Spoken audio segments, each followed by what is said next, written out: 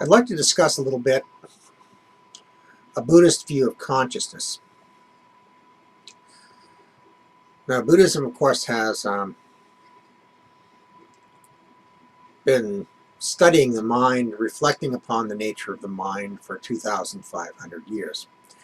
And, of course, over that period of time, there have been several schools of Buddhism, literally hundreds of them, I don't know how many, that have a variation on a theme of the basic Buddhist teaching. As a Zen teacher, we don't usually discuss metaphysical issues at all. Most of our discussions are concerned with practice.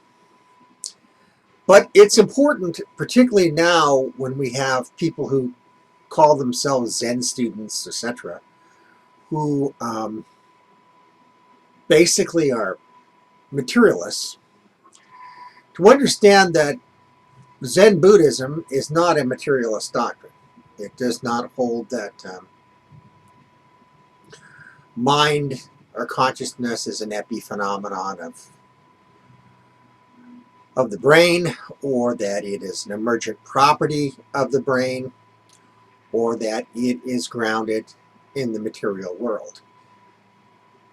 If anything, it's closer in some respects to idealism, in the sense that we start off first with consciousness. Consciousness is primary because we can't know anything except through consciousness. One of the schools of Buddhism which influenced Zen the most is the Yogacara school, also referred to as the mind only, but actually it should be referred to as the consciousness only school.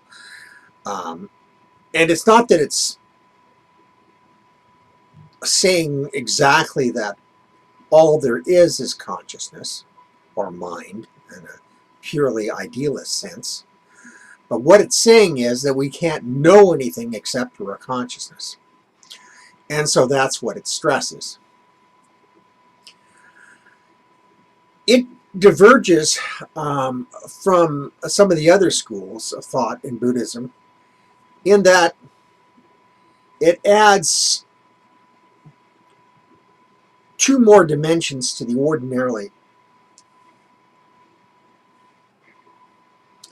epistemology of Buddhism, which is there's consciousness of the sense objects, that is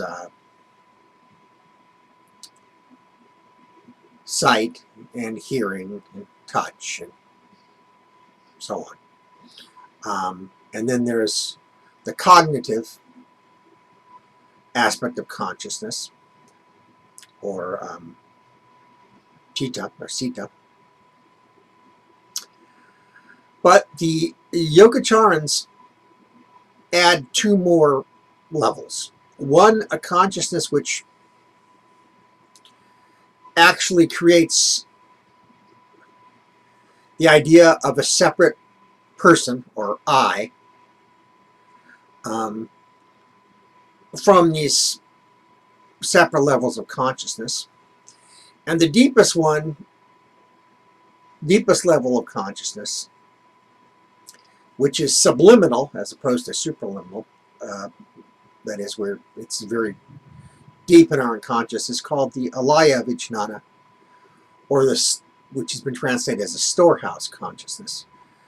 Now, it would be rather complicated to go into all the details of this, but basically, according to that school, and I tend to think that they may be correct in this, it is that basic level of consciousness which is not clear to us. It's not a very strong presence in our mind, but it is the basis of our mind.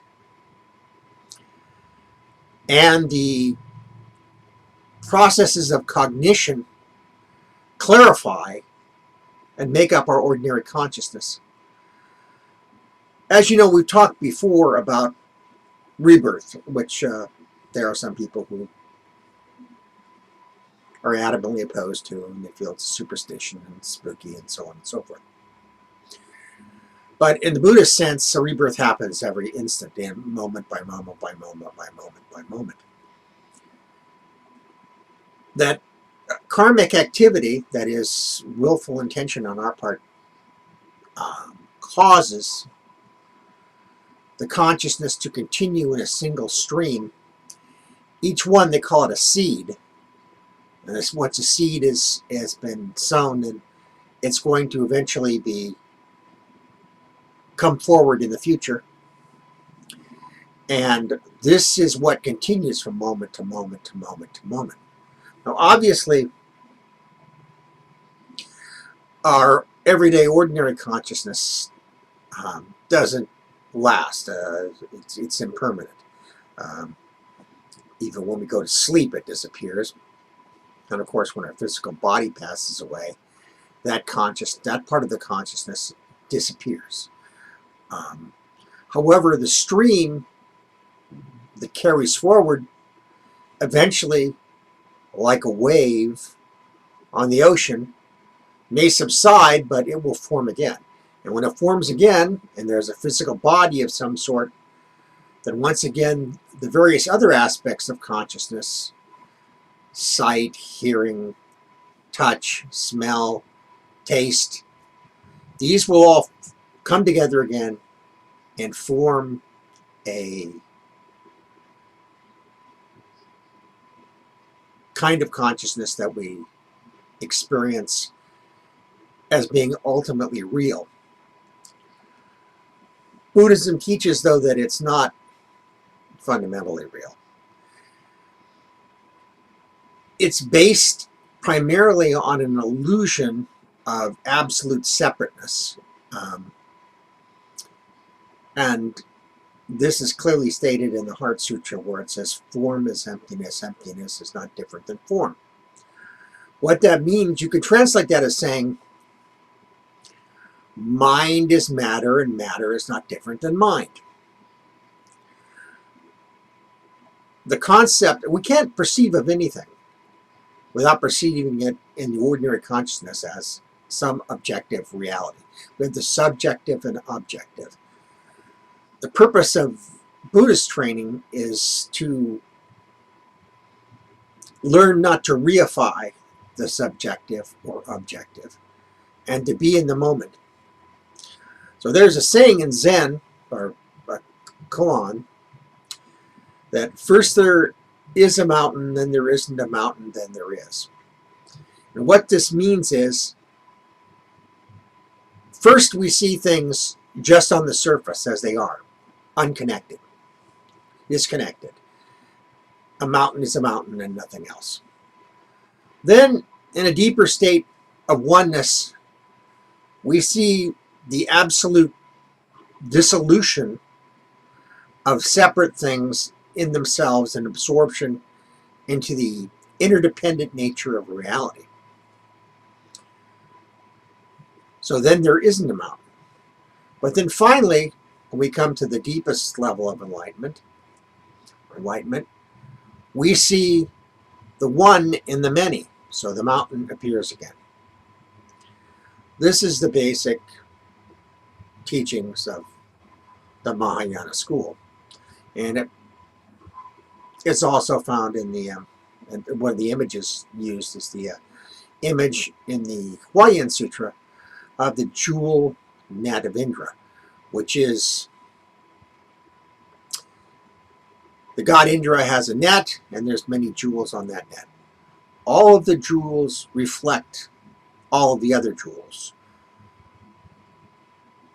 in each image, like a mirror open to another mirror, which keeps reflecting back into infinity. A kind of holographic universe, in a sense. So I thought I'd discuss this a little bit, and if anyone has any comments, I'd be happy to listen to them. But this is a very simplified version of this doctrine. Now, once again, if people are simply going to hurl insults out or whatever, there seems to be a lot of people with psychopathologies. They would just I would simply delete them immediately. So it's kind of a pointless exercise. But if you have something interesting to say, I certainly would like to hear it. This is Stephen Eckerd Musgrave, Shogaku Zen Shinroshi. Thank you for listening.